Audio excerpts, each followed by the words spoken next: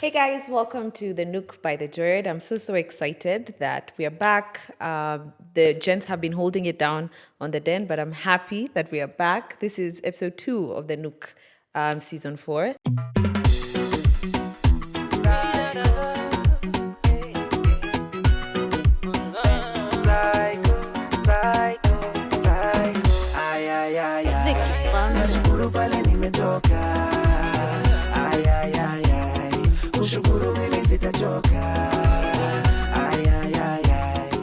I'm so excited to be joined by the lovely ladies. We have Tracy Wanjiru here, and we have Clare.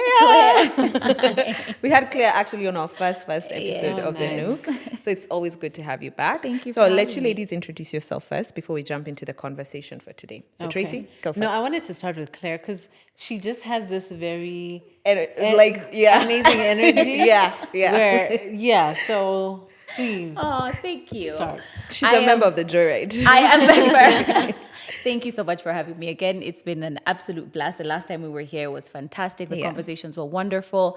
My name is Clare Karatu, and I am excited to be back on the Nook. Yeah, that's it. Karibu. And I'm Tracy Wanjiru, and I'm excited to be here. Karibu sana. Beautiful ladies. How are you girls feeling?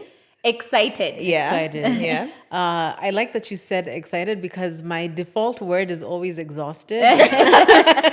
But today I wouldn't say I'm exhausted. You're excited. I'm excited to be here. Good. I'm excited All right. to be here. So we're going to have a good conversation.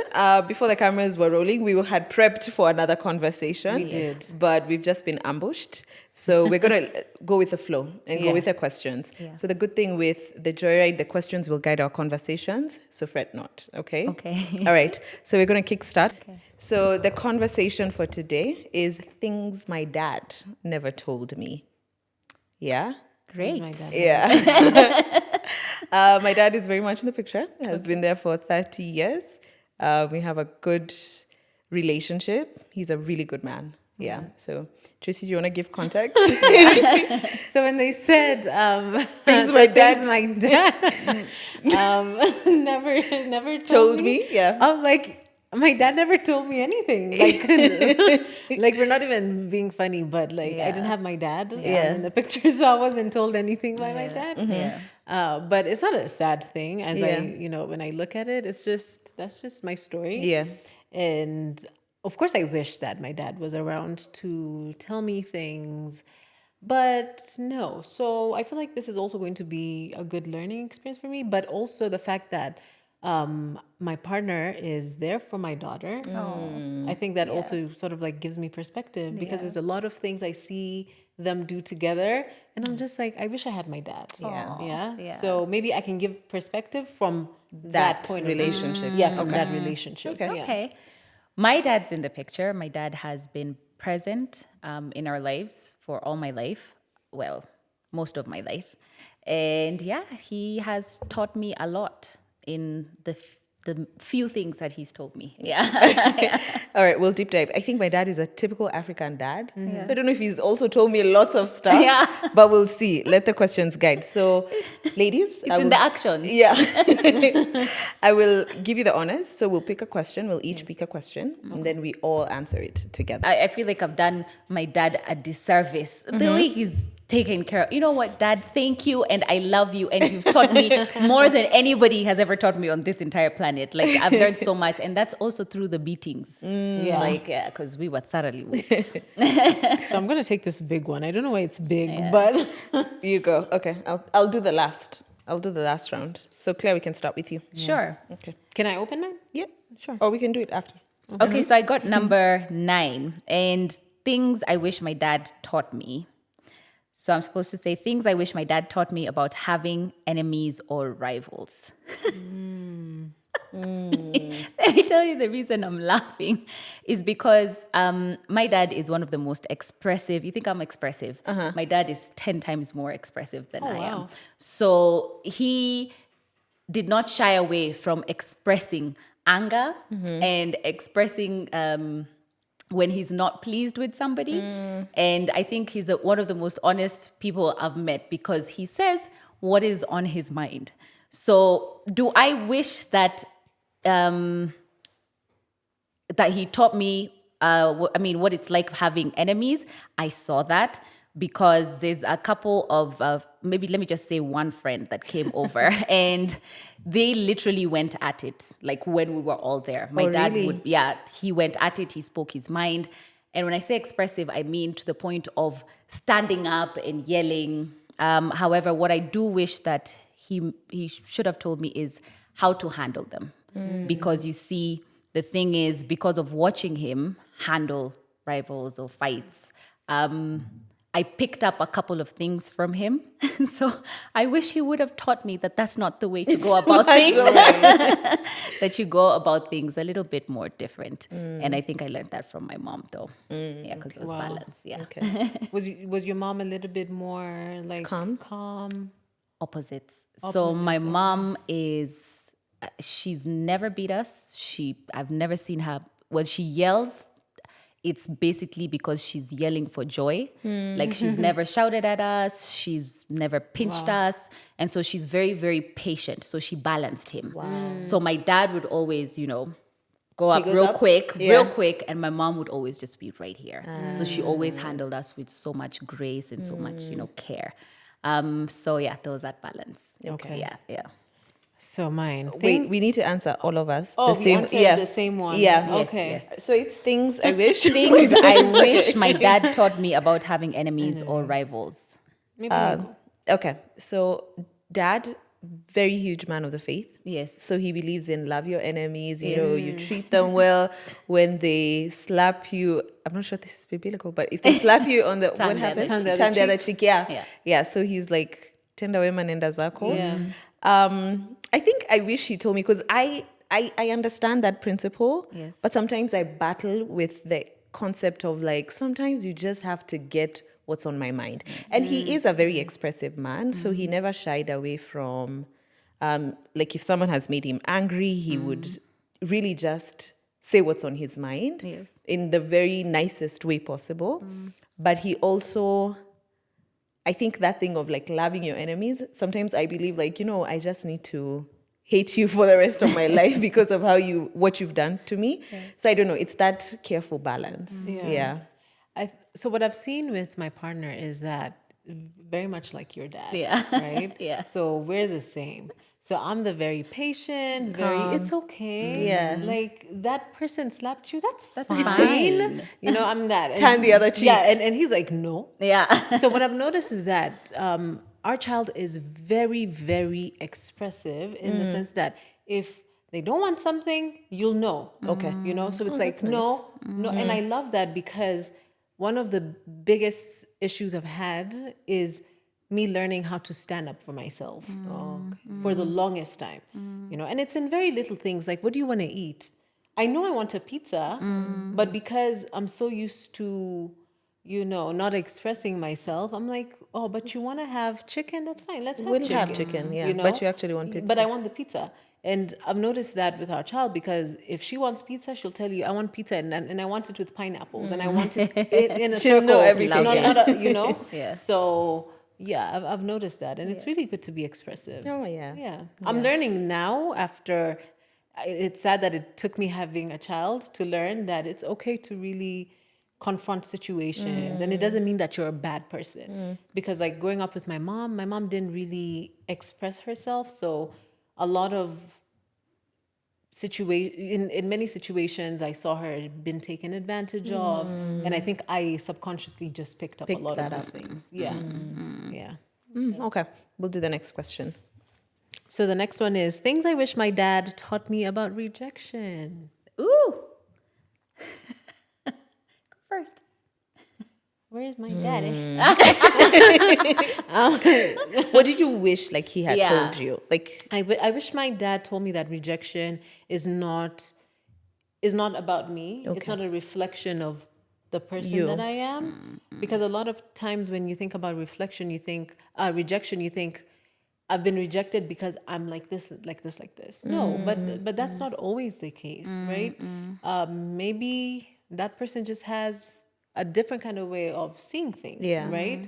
But that doesn't mean that you're bad or you're inadequate. Yeah. So I feel like that's something that I wish I knew. Right. yeah, Claire?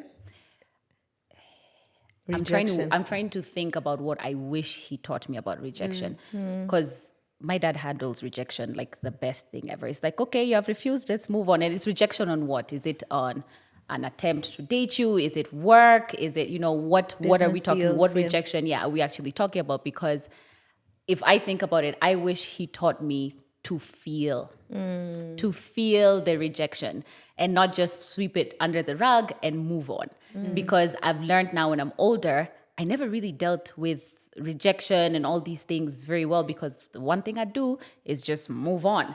It's like, okay, we're not doing this. Okay, what's next? Okay, we're not doing this. What's next? And what that does is sort of just like piles. And I never knew what processing some of those emotions really looks like. Yeah. Yeah. So that's what I wish. I think when it comes to rejection, like there's a clear picture that comes to my mind. So I just finished high school and I'd gotten my A's. And so I was looking at all these Harvards, Yales that I wanted to go to. But unfortunately, they didn't, like I applied, I didn't do so well with my SATs, but I was confident that somehow, somewhere, my personal statement would get me into these units. And I remember I didn't get into any. And I think I'd applied to maybe 4 or 5. Like none of them said yes to me. And it was a time, I think it had been drilled in me that A equals Ivy League. A equals Ivy League. So I was sure I was going to Ivy League. So to get like 5 unis, and one of them was a college. It wasn't even an Ivy League. It was like one of these colleges in the US, still rejected me. I remember like for 2 whole days, I stayed in my bed crying. And I think it was the first time I had, in my adult mind at 8, and it wasn't even an adult mind, had processed that there are people who are going to say, like there are opportunities that are not just going to work out for you. And I remember on the second day, because I was in bed, my dad came and knocked and he said, you need to get up because God doesn't dangle things in your face. So if he put a desire in your heart, somewhere down the line, it's going to materialize. Yeah. I'm still waiting for my Harvard story. I don't know. Maybe I'll do an executive course or something. Yeah. But I think he's made me understand that I know if God has put a desire in your heart, some way, somehow, it's going to work out in his own way. And so just you pick yourself up, you move on, somehow down the line, it's going to make sense. And you know what? I truly believe that. And no one told me that, but I think it's just like conviction. And it's something I always feel. It's like there's no way that God could have put something in my head and in my heart for so long for it to just be for just fun. in my heart. Right. You know what I mean? Yeah. I always think about that, and I'm like, when you think about a loving father, a good God, he wouldn't do that. There's no right? way. So there's Yeah. always a reason why you feel something so deeply in your heart, and you think about something. And like you're saying, it will materialize. Yeah. It's just that with God also, there's a thing called There's time. a time. That we have to wait on. So Yeah. I 100% believe in that. Yeah. Yeah. It stuck with me till now. Yeah. Till now. I'm sure he doesn't even remember it, but I'm sure it stuck with me till now. Oh. Yeah. All right. Things I wish, this is twofold. Things I wish my dad told me about male and female friendships. Ooh. And then things I wish my dad told me about female friendships. I don't know if my dad ever told me about these things. Okay. I'm trying to Let's think. start there. Like, I don't know if he actively talked to me about male and female friendships. Because, like, boyfriends were just, he never talked to me about friends. Like, he was just okay with it. Like, if you had a guy who was a friend and it wasn't necessarily a relationship, I don't think he told me anything. Did you ever like take boys that you liked home? Yeah, I did. And he was open, but it was never like a conversation of like, so who's that? So it was just like, oh, nice to meet you. Right. How are you guys friends? You go to the same uni? Because I brought guys home in uni, my uni phase. So it wasn't like any, I think he got serious about the male-female friendships, I think, once he met Ben. Oh, yeah. So, Or maybe he had that thing of he just knew. Yeah. and then he was just like, this one is going nowhere. I don't know. I talked to my mom more about male-female friendships. I remember talking to my mom more. So maybe mom told him, but he never...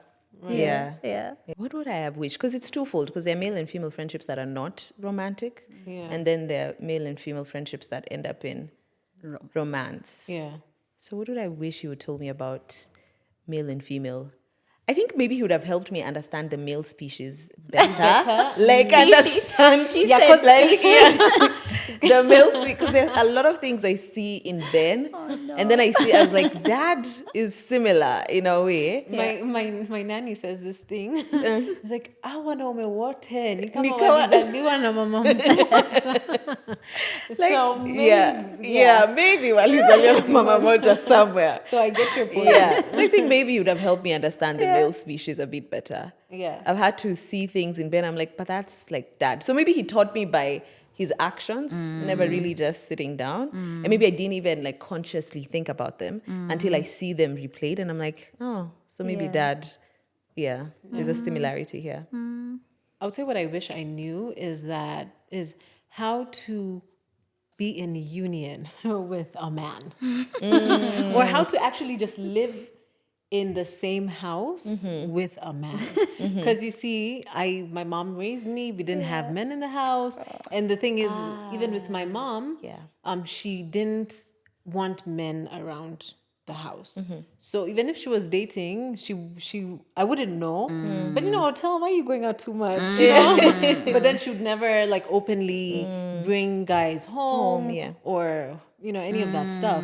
So I grow up and now I'm with someone in a committed relationship, and I'm just like, guy, What's happening here? what's happening? Yeah. So a lot of the things that I see at home, now in my home, I'm just like, wow, I really wish I had my dad to tell me that, this is how you, for example, speak to a man. This is how you take care of a man, Right. Because there's that, when you're raised with a single mom, there's this independence of, I can do everything. Yeah. Because, you've been in survival mode for a long time. So it's like you want to do everything, and you actually can't do everything. Right. So it's that sort of like yielding and understanding that you also have a role, and your role is not to also be the man. You have to let him You be also the have man. to let him be, Yeah. and also just understanding how like you're saying, the male species, like They're such a wanasumbua. weird. Yeah. This show. So it's like, what do I do? Yeah. They're annoying. Yeah. Did mom have brothers? Like, Yes, but they were younger than her. okay. So, and then most of them, I mean, they're mostly around Young. my age. Kind Okay. of. Oh, So okay. it's like we're growing together. Yeah. And anyway, the ones who are much older were in Ushago. Okay. So just see Yeah. them when we go to Shag. Good shugs. Or when Okay. they come to Nairobi, it's like for just a holiday. But they wouldn't also just be lingering there. you They're know? not. They're also not like actively present. Yeah. Okay. Yeah. Got you. Claire? Things I wish my dad told me. Okay, I'll start off by my dad, like yours, was a very African, and I say was because it changed. I think I remember one of my most traumatic incidences was when my sister, where we used to live, so there was a hill, right, and you drive down to enter the estate, and you can literally, every house can see the top of the hill because you have to drive up to get out, right? Yeah. And so there was a neighbor that my sister was talking to, and we were quite young then. And she was at the top of the hill, and who's coming back home? My dad. All I remember is hearing a very loud slap. And when everybody looked up the hill, it was my sister getting slapped. She was getting smacked. Because one, it was past 6 p.m. She was talking to a boy on the Typical streets. African. In front of everybody. And so she was told to enter the car, and she was driven back home, right? So we grew up knowing that boys, no, is a no-go zone. It was don't talk to boys, don't play with them, don't have friends who are boys. I mean, when we got slightly older. I got pregnant young, right? And so fortunately, we had to start having those conversations because clearly here I am, a full-blown mother. Now, eventually, it was first very, very strange having a conversation with boys and friendship and how to be in a house with a man, with my dad. But there's one thing that I do remember him saying is that, and he says it even now quite often, is where lies your greatest strength, therein is your greatest weakness. I'm very loud and vibrant and extravagant, and And so Very warm and welcoming. thank you.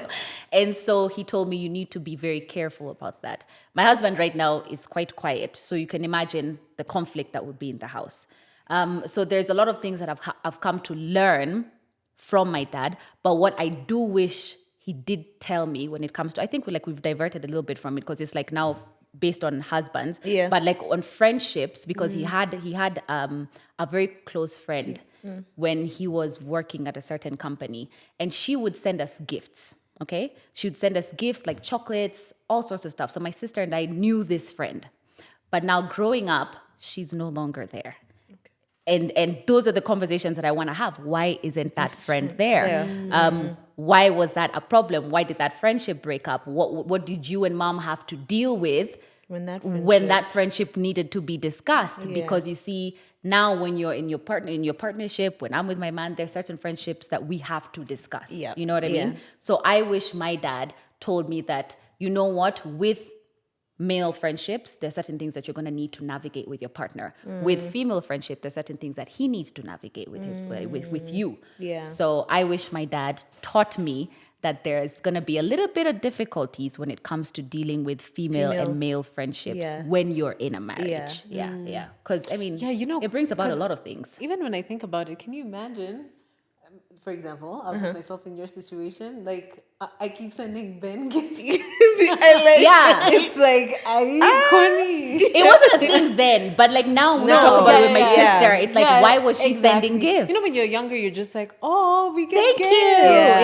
you. But now imagine, Tracy Now in context, just stop sending us gifts. Like, what is the business? But I also want to understand like what was going through mom's mind at At that time, like, so I wish they would actually both talk tell about me, it. like, this is what we had to deal with. We had to tell her stop. The friendship had to end, and it's like, okay, Oh, that's so late. navigating, That's so late. And the fact that my sister and I can remember her, it means Vividly. she was very present in our Yeah. lives. You know what I mean? Wow.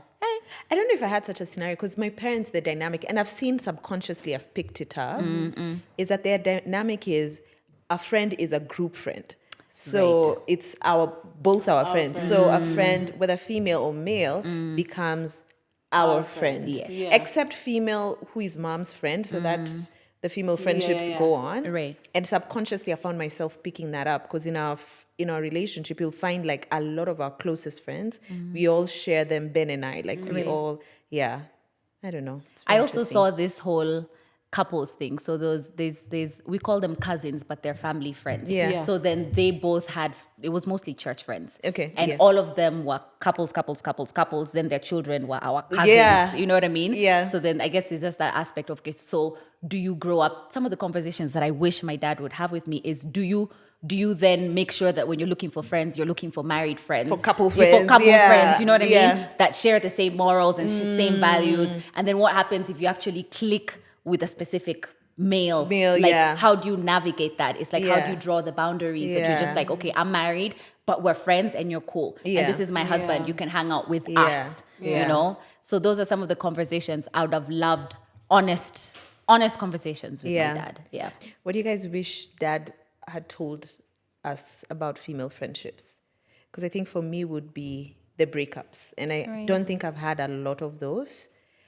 But I don't even know if dad could have spoken on female friendships or if mom would have been the best person to speak on female friendships.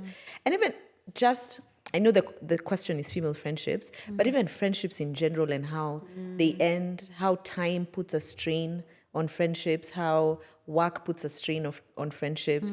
I think dad made it look like it's kawaida and it's so easy. Like you'll just call them up and life will just continue. Yeah. And it sounds easy, but for me, I found like it's not that easy. I carry this guilt of like, I should have done more to reach out. I don't know, the complexities of friendships. I wish dad had talked to me more about that. I think for me is still on the same point is just to understand that every single friendship is going to be there for a season. You know? Yeah. Like we have this expectation that, you know, the friends that we have in high school or in primary school are going to be with us forever. Yeah. But then you get to a point, especially when you're married, you realize that it's just you and your partner, Your and boo. it's like God, Forever. forever. Just the two of us. And Yay. just yay. And just to help us understand that, or rather help me understand that it's okay that life will have those transitions that are really difficult, but understand who you need to really keep close. So this was actually not my dad, this was my tennis coach. And what he used to say was, he always used to tell us, so we used to play tennis, and then after we used to have like a meeting, which was him actually just trying, now that I look back, he was trying to make sure that our mental being was, mental being or mental wellness Yeah. was okay. So we talk about what's happening in school, blah blah blah. Right. And one thing that he kept repeating was that this is the palm of your hand, but treat it like your heart, right? So the middle is where your fire is. So always know the people that you want really close to this fire. And then you always also need to know who you should put when moto akote ambali for Yeah. them. Yeah. Yeah. Yeah. So that really stuck to me. He wasn't my dad, Oh, fortunately. thank you, But tennis coach. Yeah. tennis coach. That's a really good analogy. Taught me that. Yeah. And every time that I meet people, I always use that Yeah, I like that analogy. one, Like, yeah. who am I bringing close to my Close, heart, yeah. close to my Right. family, Yeah. close to my secrets, because that's your fire. Yeah. You know. And who am I just saying hi? Let's And take then, a video. yeah. Let's whatever. You know. Right. Yeah. Yeah. Right. I like that one. Claire, female friendships or friendships in general?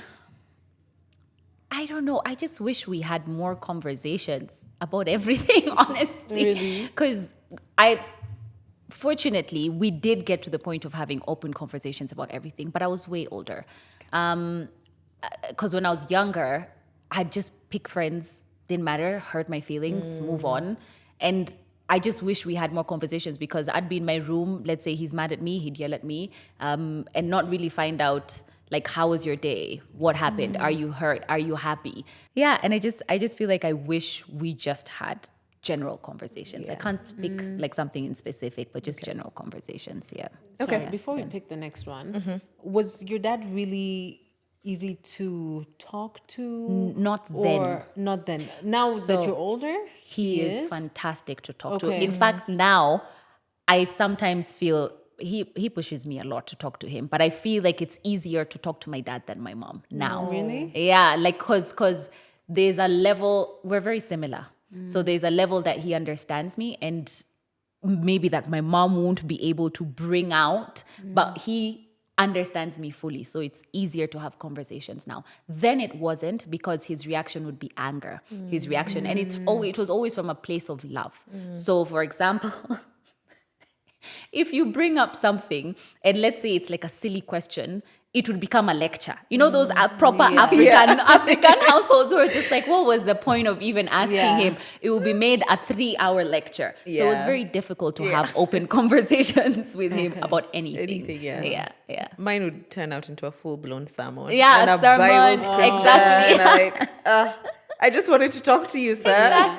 But you know what I wish my dad also taught me was my walk with God. Now that you keep that you keep mentioning about how your dad was Yeah. low key passing Yeah. the house. Yeah. Completely. I really wish I had that because Yeah. I feel like I would have started my walk with God really early. Yeah. Yeah. I think that's something dad, like, he never played with that. Yeah. Like that, he'll teach you Bible verses from here to Timbuktu. Yeah. Thank you. Okay, you Okay. can go. Oh, it's my turn. Yeah. Yay. Number 13. Things I wish my dad taught me about what men truly find attractive and really want. Ace.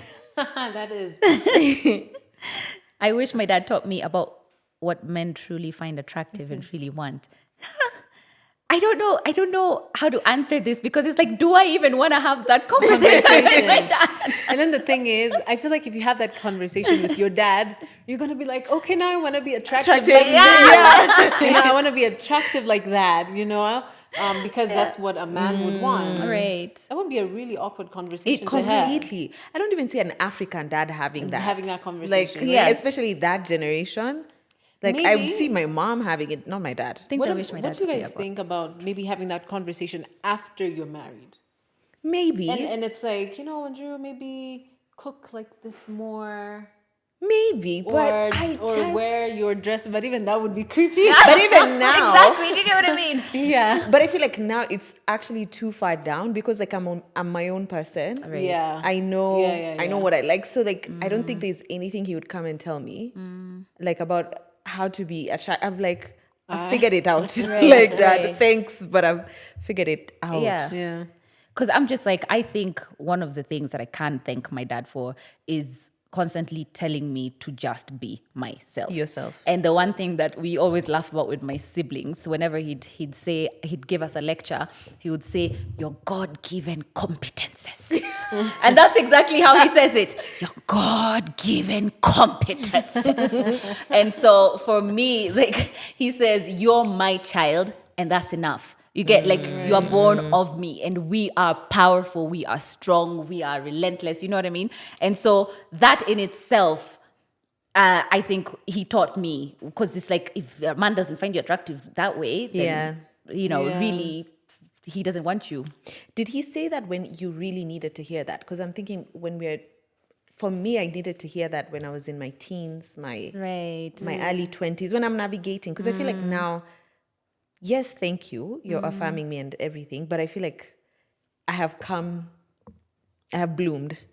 Yeah. I like that you're asking that, because it's like, do you think that women would look for it less from their partners and their men if their fathers constantly affirmed their beauty and who they are? When you're talking about your dad saying God-given competencies, Yeah. and Wanjiru, before you actually mentioned this, I was thinking about how I wish I had a dad to tell me that I was beautiful. Yeah. And I was enough, and I was, just what you're saying. Yeah. That if no man finds you attractive, don't worry. I think you're beautiful, Yeah. baby.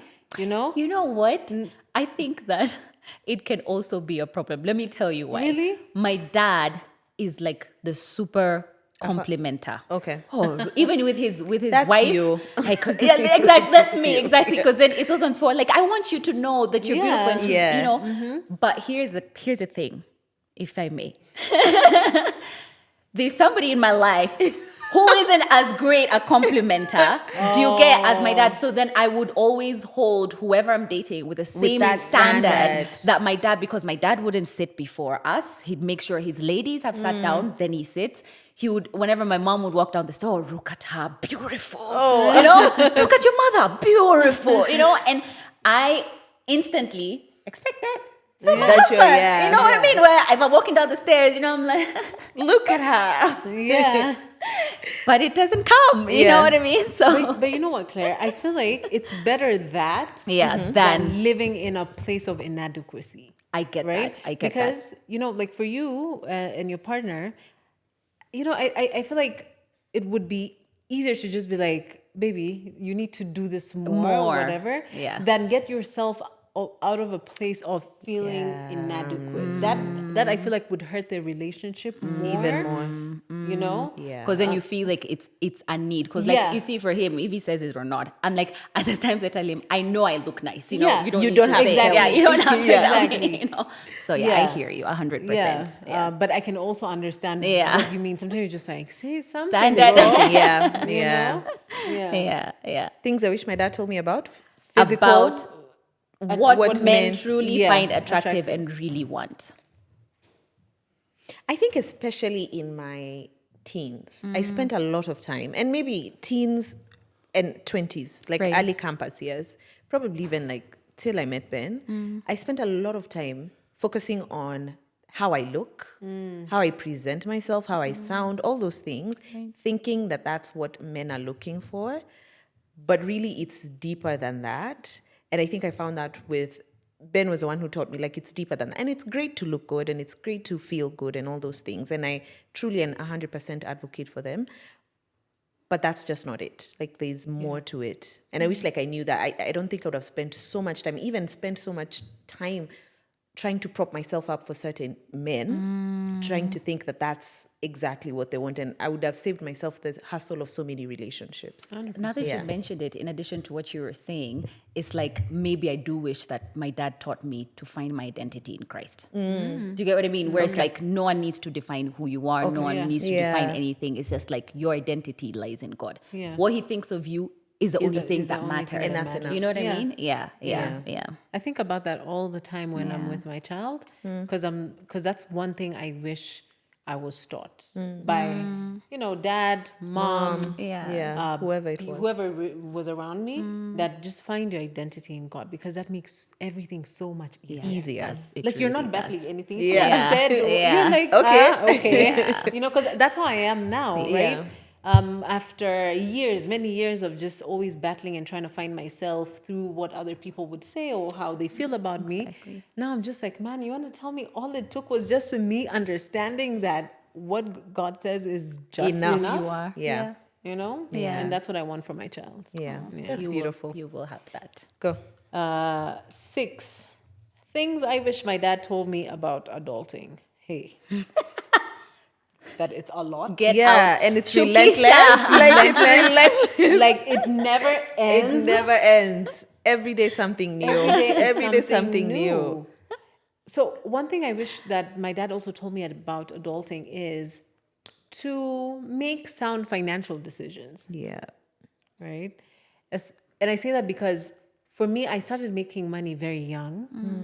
And looking back, I'm just like, girl, you should have done a lot of that money. Yeah. So I wish my dad was there to tell me, this is what you could do with your money. This is, I don't know if you guys have seen, okay, maybe because my algorithm has changed because now that I'm a parent. So I get a lot of these videos about 10 hacks on how you can make your daughter or your son a billionaire by 17. You've seen some of those videos? I've seen those. So, number 1. So I really wish my dad did that. Did that for me. Yeah. Yeah.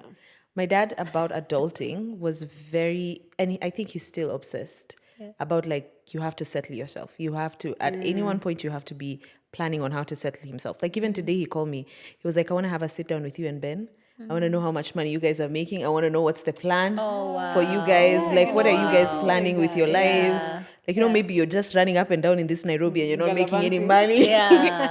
So for him, he's just like, adulting is about settling yourself. He's always like, so when are you guys upgrading your car? When are you guys buying a shamba? It's just like, Dad, come on. Come on. Just wait. Even you didn't have these things at that. So just relax. So, but for him, it's like adulting is just settling yourself. You need to keep finding ways to settle yourself. That's beautiful. Yeah. That's really beautiful. Yeah.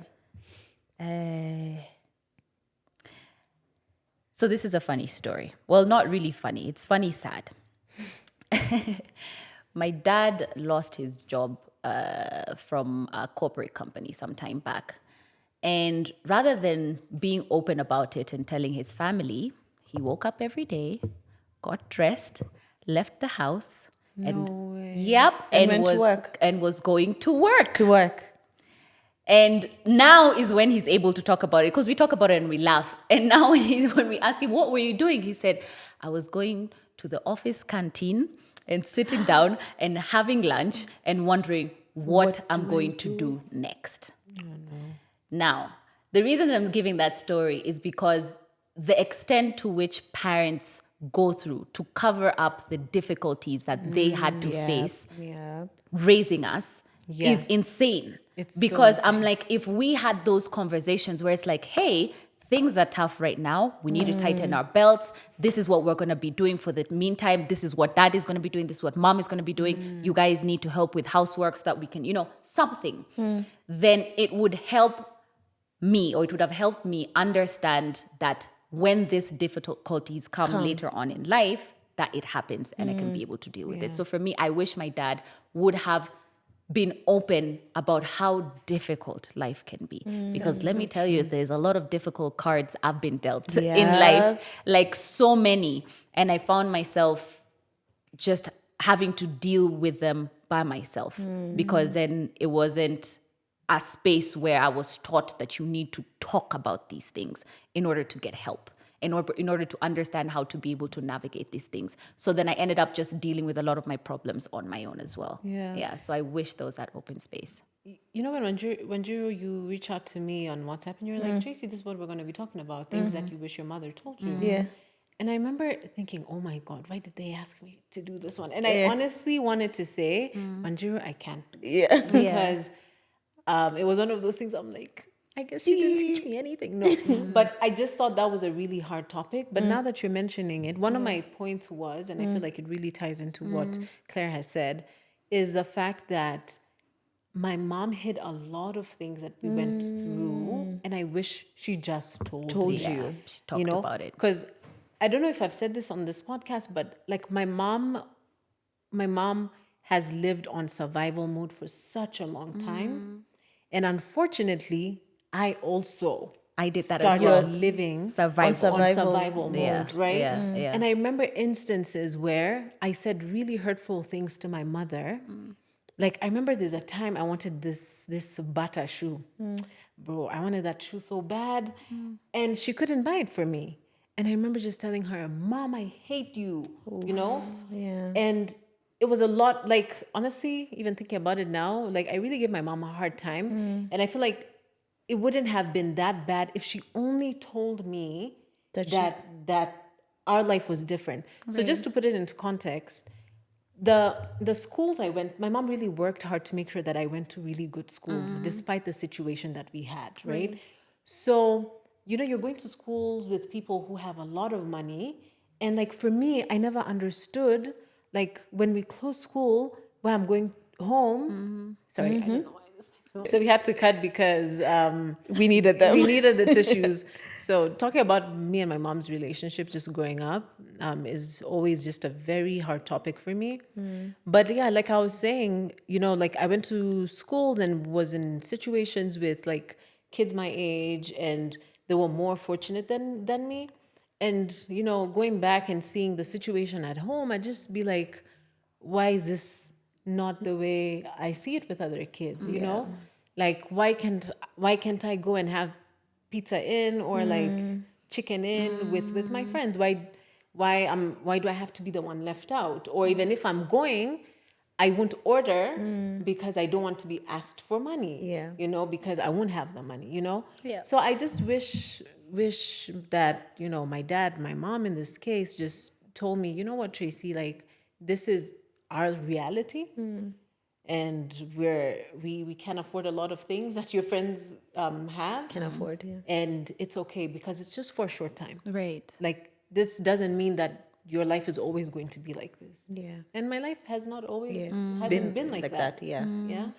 But do you think, and we were speaking when they went to get us the box of Yes, tissues, yes. but do you think we would have processed, because my parents did the same, because I had an elder sister, I had seen that, okay, this is how it goes, things are not so good. So she took a lot of the blow by the time it was getting to me, I think I'd understood a lot of what is happening. So it was easier in that sense for me to quickly adapt. Maybe it was easier for her because I relate a lot when you say like my parents really struggled to take us to the best schools.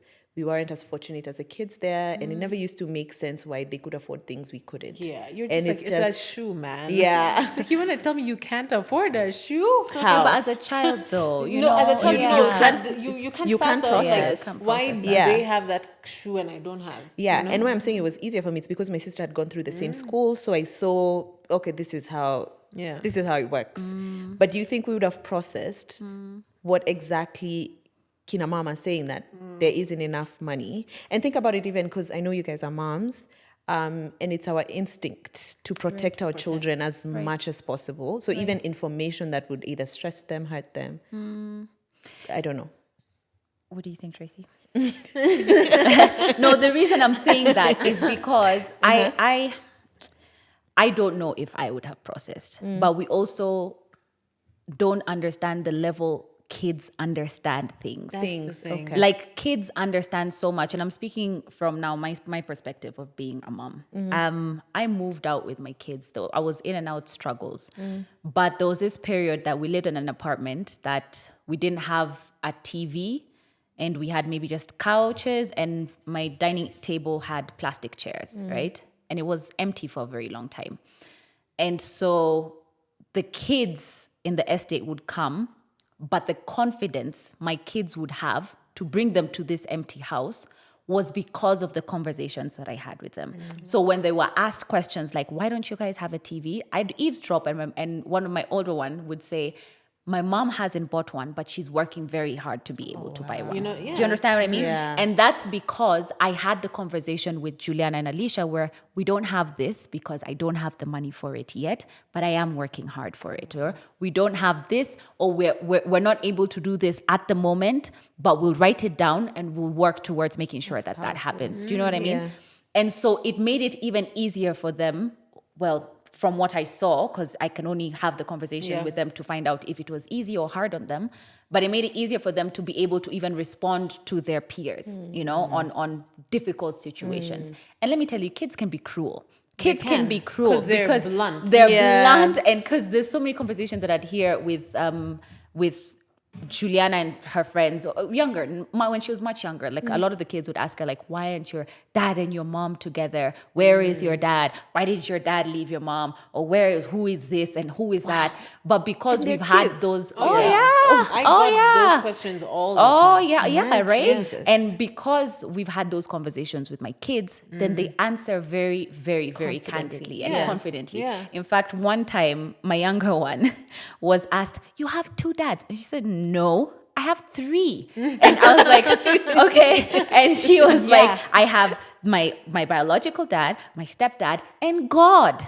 And I was so proud. You know what I mean? Like, I was so proud. I was just like, because I've had those candid conversations. Yeah. So I do think that we would have been able to, to have those Because if you don't conversations. give your child the confidence, you can't expect anyone else to do that for you. Exactly. That's your job Right. to have That those hard conversations. Right. And we really underestimate, like you were saying, how well kids can understand. Yeah. Right? Yeah. Like, for example, my nanny some time back was telling me how her daughter was telling her, you know, mom, usijali, leo kuna stress, usijali kita, everything is going to be okay. Fine, yeah.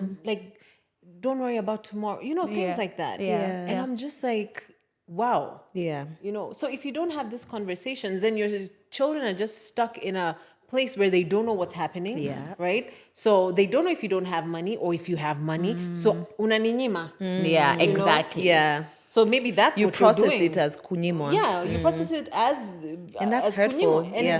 and it is hurtful. So then now you have that thing of rejection coming Yeah. in, you know? So I really wish, and the reason why I say I wish my mom had these conversations with me, and even my dad, if he was there, Yes. is because I would have really seen how hard she tried. Yeah. Yeah. Because now that I'm older is when I'm like, Yeah. Yeah. all of that for me, you know, and I appreciate that. But that doesn't also take away a lot of the hurt that I felt along the way. Yeah. You know, and a lot of the rejection I felt Yeah. along the way. So talk to your kids. Yeah. Yeah. I mean, use the Oh, words that they listen. would understand. Yeah. You know, don't use big words or just try and get to their level, but they'll still understand. But talk to them. Yeah. Okay. Next up, is it me? I think I I lost don't know. Who read that question? Oh, this was me. Yeah, so Okay. it's you. Then Yeah. please pass me the jar. I don't. Oh, sure. Is it this one? Okay, let me see if it's this one. There's one you're sitting on also. Where? I'm trying to look for it. Oh, Perfect. oh, this one is the one I hadn't read. Okay. Things I wish my dad taught me about regret. Oh. About regret. What are we feeling about regret? I'm one person who regrets a lot. Really? There's a lot of things I regret. Yeah. And that's something I'm asking the Lord to really help me with. Because, when I look back, I regret a lot of things.